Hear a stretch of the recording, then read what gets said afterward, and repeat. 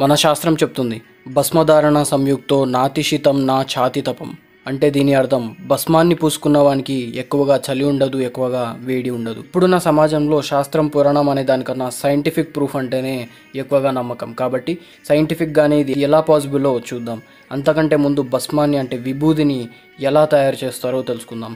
శివపురాణం ప్రకారం భస్మాన్ని తయారు చేయడానికి ఆవు పేడ, జమ్మి చెట్టు, రావి చెట్టు, ఉడుగ చెట్టు, రేల చెట్టు, రేగు చెట్టు కొమ్మలను అన్నిటినీ కలిపి అప్పుడే పెట్టిన మంటలో కాల్చి చివరికి మిగిలే బూడిదనే భస్మం లేదా విభూదిగా అంటారు. అయితే ఈ భస్మంలో ముఖ్యంగా calcium carbonate, magnesium, phosphorus and potassium తత్వాలు కలిగి ఉంటాయి. ఒక normal human skin pH level వచ్చి 5.5 ఉంటుంది, అంటే నియర్ బై యాసిడిక్ లెవెల్లో. కానీ భస్మంలో ఆల్కలైన్ తత్వం ఉంటుంది. మనిషి శరీరంలో స్వెట్ గ్లాండ్స్ ఉంటాయి. వాటి నుండే ఎండ లేదా హీట్ టెంపరేచర్లో స్కిన్ని, బాడీని ప్రొటెక్ట్ చేయడానికి బాడీ స్వెట్ని రిలీజ్ చేస్తుంది స్వెట్ గ్లాండ్ నుండి. ఇప్పుడు ఈ భస్మం లేదా విభూదిని మీ శరీరంపై అప్లై చేసినప్పుడు మన స్కిన్ పోర్స్ పైన ఉన్న స్వెట్ గ్లాండ్స్ని పార్షియల్గా క్లోజ్ చేస్తూ ఒక లేయర్గా ఫామ్ అవుతుంది.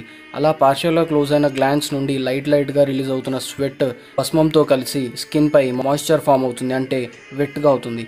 అలా బాడీని హీట్ నుండి కొన్ని గంటల వరకు ప్రొటెక్ట్ చేయగలుగుతుంది.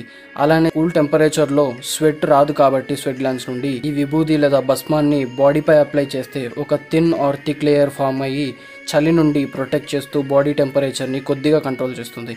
సో అందుకనే అఘోరీలు, నాగసాధువులు శరీరం మొత్తం భస్మాన్ని పూసుకొని ఉంటారు. ఈ వీడియో నుండి మీరు ఏమైనా నాలెడ్జ్ గెయిన్ చేస్తే వీడియోని లైక్ చేసి సబ్స్క్రైబ్ చేసుకోండి. See you in the next video.